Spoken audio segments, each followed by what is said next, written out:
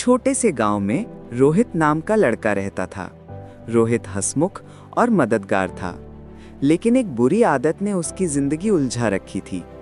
वो हर काम में कल शब्द बोलता था। माँ कहती, बेटा होमवर्क कर लो, तो वो कहता, कल कर लूंगा माँ। पापा कहते, बेटा सुबह जल्दी उठो, तो वो कहता, कल से उठ जाऊंगा पापा। और यही कल उसके जीवन का सबसे बड़ा बोझ बन गया। धीरे धीरे उसके कल की वजह से सब काम अधूरे रहने लगे।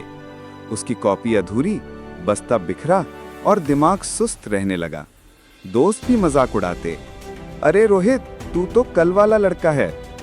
एक दिन स्कूल में विज्ञान की प्रतियोगिता हुई। रोहित ने सोचा, अरे अभी बहुत टाइम है, बाद में तैयारी कर लूंगा।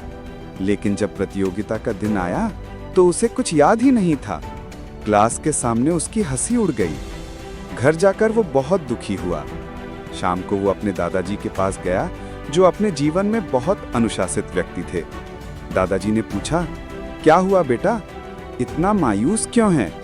रोहित बोला, दादाजी, मैं मेहनत करना चाहता हूँ, लेकिन मुझसे काम टल जाता है।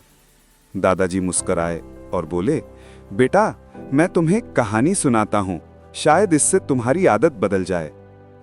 बहुत समय पहले एक किसान था, नाम था रामू।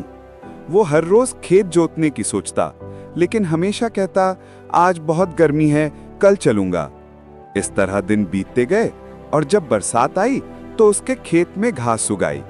बाकी किसानों की फसलें लहराईं, लेकिन उसके खेत में सिर्फ पछतावा था। एक दिन उसका छोटा बेटा बोला, पापा, अगर आपने काम कल पर टाल दिया तो पेट कौन भरेगा? तब रामू को समझ आया कि कल एक ऐसा जाल है जो आज को निगल जाता है। दादाजी बोले, बेटा, काम छोटा हो या बड़ा, शुरू वही जीतता है जो अब से शुरू करता है। ये सुन के रोहित की आंखों में चमक आ गई। वो बोला, दादाजी, अब मैं कुछ भी कल पर नहीं छोड़ूंगा। अगले दिन से उसने अपने लिए एक नियम बनाया, सुबह जल्दी उठना, दिन का लक्ष्य लिखना और हर काम समय पर करना। शुरुआत में मुश्किल लगी, लेकिन कुछ ही हफ्तों में उसका जीवन बदल गया। उसकी पढ़ाई सुधरने लगी, शिक्षक उसकी तारीफ करने लगे और जो दोस्त पहले हंसते थे अब उसकी मेहनत की मिसाल देने लगे। कुछ महीनों बाद उसी विज्ञान प्रतियोगिता में रोहित ने पहला स्थान पाया। उसे ट्रॉफी मिली और सबसे ज्यादा दादाजी खुश हुए। मंच पर खड़े होकर रोहित ने कहा, अगर मैंने कुछ सीखा है तो बस यही, जो आज कर सकते हो उसे कल पर मत टालो। तालियों की गड़गड़ाहट में उसकी आंखें नम हो गईं। उसे अब समझ आया कि सफलता का सबसे बड़ा रहस्य समय का सही उपयोग है।